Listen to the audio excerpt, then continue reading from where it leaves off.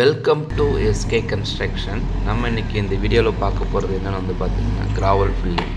So நம்ம இதுக்கு முன்னாடி லாஸ்ட்டாக நம்ம என்ன வீடியோ போட்டிருக்கோம்னு பார்த்திங்கன்னா பேஸ்மெண்ட்டோடைய இன்னர் பிளாஸ்டிங் போட்டிருப்போம். அந்த இன்னர் பிளாஸ்டிங் வந்து முடிச்சதுக்கப்புறம் ஒரு 4 days வந்து நம்ம க்யூரிங் விட்டுருப்போம். ஸோ அதுக்கப்புறம் நம்ம வந்து கிராவல் ஃபில் பண்ணுறோம். அந்த கிராவல் ஃபில் பண்ணுறது வந்து பார்த்திங்கன்னா எப்படி ப்ராப்பராக ஃபில் பண்ணணும், எப்படி ப்ராப்பராக கன்சல்டேஷன் பண்ணணும் அப்படிங்கிறத நம்மளுடைய வீடியோவில் வந்து பார்க்க போகிறோம். ஸ்கிப் பண்ணாமல் கண்டிப்பாக பாருங்கள், ஒரு முழுமையான ஒரு தகவல் கிடைக்கும். ஸோ ஏன்னா ஒரு வீட்டினுடைய பேஸ்மெண்ட்டுங்கிறது வெரி இம்பார்ட்டன்ஸான பகுதி.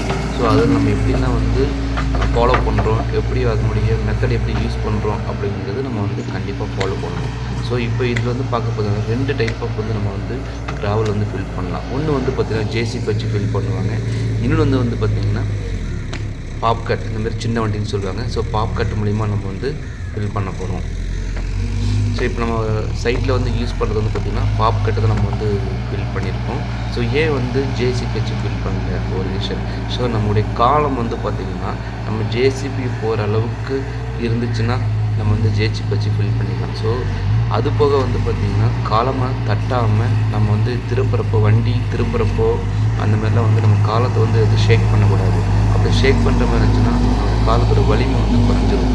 ஸோ அதனால் வந்து பார்த்திங்கன்னா அது லோடு வந்து ஜேசிபி வந்து அதிகம். ஸோ அப்படி இருக்கும்போது ஜேசிபி வச்சு யூஸ் பண்ணுறது நமக்கு போதுமான இட வசதி இருந்துச்சு அப்படின்னா நம்ம ஜேசிபி வச்சு நம்ம வந்து ஃபில் பண்ணலாம். இன்னொன்று வந்து பாப்கட் வந்து பார்த்திங்கன்னா அதோட வெயிட் வந்து கம்மி. ஸோ அதனால் நமக்கு எவ்வளோ தேவையான மண் அளவு இருக்கோ அந்தமாரி தான் நம்ம வந்து எடுத்து உள்ளே வந்து ஃபில் பண்ண முடியும். எல்லா இடத்துக்கும் வந்து அது சின்ன வண்டி இருக்கிறதுனால நம்ம எல்லா கேப்லையுமே வந்து என்னென்னா திருப்ப முடியும். அந்தமாரி வசதி இருக்கிறதுனால பாப்கட் மூலிமா நம்ம வந்து கிராவல் ஃபில் பண்ணுறோம். ஸோ இன்னொன்று வந்து பார்த்திங்கன்னா கிராவலே வந்து பார்த்திங்கன்னா இப்போ எடுத்துகிட்டு போகிற மண் வந்து நம்ம சைட்லேயே வந்து கீழே ஃபுட்டிங்காக எக்ஸ்பிரஷன் பண்ணியிருந்திருப்போம். ஸோ அந்த மண்ணே வந்து பார்த்திங்கன்னா கிராவலுக்கு உள்ள வந்து நம்ம மண் கொட்டிக்கிறோம். ஸோ அது போக நம்ம வந்து வெளியில் நம்ம கிராவல் வாங்கி நம்ம மண் கொட்டும் போது அந்த கிராவல் வந்து கல் வந்து நல்லா பெரிய பெரிய கல்லாக வராமல் நம்ம வந்து சுற்றி வச்சு உடைக்கிற மாதிரி கல் இருந்துச்சு, அந்த மாதிரி இருந்துச்சுன்னா நம்ம வாங்கி கொட்டலாம். ஸோ இல்லை வந்து பார்த்திங்கன்னா பெரிய பெரிய கல்லாக இருந்துச்சு அப்படின்னா நம்ம கிராவல் உள்ளே கொட்டும் போது கல் வந்து உள்ளே மாட்டிச்சு அப்படின்னு பார்த்திங்கன்னா நாளைக்கு கன்சல்டேஷன் பண்ணும்போது அந்த கல் இருக்கிற இடத்த வந்து கரெக்டாக வந்து தண்ணி போய் அந்த கிராவலோ தண்ணியோ வந்து கரெக்டாக ஃபில் ஆகாமல் அந்த இடத்துல ஒரு சீப்பேஜ் ப்ராப்ளம் வரதுக்கு வாய்ப்பு இருக்குது. ஸோ அந்த மாதிரி வந்து கிராவலே வந்து நம்ம வந்து பார்த்து தான் வந்து வாங்கணும். அந்த கிராவல் வந்து இந்த கிராவல் வந்து பார்த்திங்கன்னா அதிகமாக கல் இருக்குது. சப்போஸ் அப்படியே கல் இருந்தாலும் இந்தமாரி கல் எடுத்து ஒரு ஹெல்ப்பரை விட்டோ இந்தமாரி ஒரு மேன் பவர் வச்சு அந்த கல்லெல்லாம் எடுத்து வெளியே போட்டுடணும். ஸோ அந்தமாரி சின்ன சின்ன கல் உடச்சி கல் வந்து பார்த்திங்கன்னா நமக்கு வந்து மேஜராக ப்ராப்ளம் வராது. ஸோ பெரிய பெரிய கல்லாக இருந்துச்சுன்னா கண்டிப்பாக அது வந்து நம்ம எடுத்து நம்ம வெளியே போகிறதுனால, ஏன்னா நாளைக்கு வந்து கிராவல் அந்த இடத்துல ஃபில் பண்ணால் கண்டிப்பாக சீப்பேஜ் ப்ராப்ளம் வரும். அந்த சீப்பேஜ் ப்ராப்ளம் தடுக்கணும் அப்படின்னா அந்த மாதிரி யூஸ் பண்ணணும். ஸோ நம்ம கிராவல் வந்து கொட்டும் போதே பார்த்தாலே தெரியும் உங்களுக்கு, மேக்ஸிமம் வந்து கல் இருக்காது. இது நல்ல கிராவல் வந்து அருமையாக இருக்குது.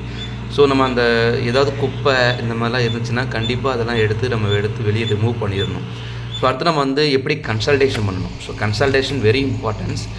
ஸோ ஏன் அப்படின்னு பார்த்தீங்கன்னா நம்மளுடைய மண்ணினோட தன்மை வந்து நல்லா இறுக்கமாக பிடிச்சி நம்ம பேஸ்மெண்ட்டை வந்து நல்ல ஒரு ஸ்ட்ரென்த் பண்ணுறதா வந்து கன்சல்டேஷன். ஸோ இந்த கன்சல்டேஷன் எப்படி ப்ராப்பராக பண்ணணும் வந்து பார்த்திங்கன்னா இந்தமாரி நம்ம வந்து பாத்தி கட்டணும். ஸோ பாத்தி கட்டிட்டு தண்ணி ஃபுல்லாக நிற்க வைக்கணும். ஸோ அந்த தண்ணி வந்து கீழே நமக்கு பேஸ்மெண்ட்டு பாட்டம் இருக்குது பார்த்திங்களா, அந்த பாட்டத்தோடைய லெவல் வரைக்குமே வந்து நம்ம அந்த தண்ணி வந்து போகணும். ஸோ அந்த மாதிரி தண்ணி போகும்போது எல்லா இடத்துலையும் ஃபில் ஆகி இந்த தண்ணியும் மண்ணும் சேர்ந்து நல்லா வந்து ஒரு பிணைப்பு பிடிச்சி அது நல்லா வந்து மண் வந்து இருக்கும்.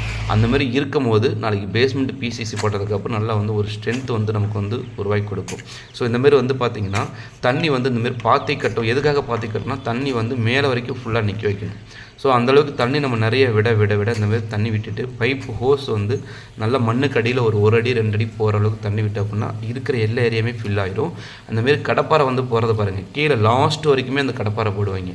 அந்தமாரி நல்லா குத்தி விட்டோம் அப்படின்னு பார்த்திங்கன்னா அந்த கேப் வழியாக தண்ணி வந்து கடைசி வரைக்குமே போயிட்டு எல்லா இடத்துலையுமே ஃபில் ஆகிட்டு அது வந்து ஒரு ப்ராப்பரான கன்சல்டேஷனாக இதுதான் வந்து ப்ராப்பரான கன்சல்டேஷன். அந்தமாரி அந்த கடப்பாறை போடும் போது பக்கத்தில் வந்து நம்ம வந்து கடப்பாறை போடணும். ஸோ தூரம் தள்ளி போட்டோம் அப்படின்னா அந்தந்த இடத்துல தண்ணி வந்து போகும், சில இடத்துல தண்ணி ஃபில் ஆகாமல் இருக்கும். ஸோ இந்தமாரி தண்ணி வந்து வெடிப்பு வரணும். ஏன் இந்த வெடிப்பு போகும்போதுன்னா தண்ணி வந்து கீழே மண் இறங்குதுன்னு அர்த்தம். எப்போயுமே நம்ம ஃபில் பண்ணும்போது ஒரு 1/2 அடிக்கு சேர்த்து நம்ம வந்து மண்ணை கொட்டணும்னு பார்த்திங்கன்னா தண்ணி விடும் போது அந்த மண் ஈரம் எல்லாமே போக மண் வந்து மறுபடியும் கீழே இறங்கும். அந்த இறுக்கமாகும் போது மண் வந்து கீழே இறங்கும். அந்த மாதிரி இறுக்கமாகும் போது அந்த மாதிரிலாம் வெடிப்பு வரும். ஸோ இதுதான் வந்து ப்ராப்பரான கன்சல்டேஷன். இந்த மாதிரி முறையில் நீங்கள் கன்சல்டேஷன் பண்ணிங்க அப்படின்னா உங்களோட பேஸ்மெண்ட் வந்து எக்காலத்துக்குமே வந்து நல்ல ஒரு ஸ்ட்ரென்த்தை வந்து கொடுக்கும். இந்த வீடியோவை கண்டிப்பாக ஸ்கிப் பண்ணாமல் பாருங்கள். இந்த வீடியோவை ஸ்கிப் பண்ணாமல் பார்த்தீங்கன்னா உங்களுக்கு ஒரு முழுமையான ஒரு தகவல் கிடைக்கும். இதுதான் வந்து கன்சல்டேஷன், எப்படி ப்ராப்பராக கிராவல் ஃபில் பண்ணுறோம், எதை வச்சு நம்ம ஃபில் பண்ணுறோம், எப்படி நம்ம வந்து கன்சல்டேஷன் பண்ணுறோம். அந்த கன்சல்டேஷன் பண்ணும்போது எப்படி வந்து கடப்பார், இது கூராட்டு முறைன்னு சொல்லுவாங்க. இந்த கூராட்டு முறை வந்து எப்படி சரியான முறையில் கூராட்டணும்.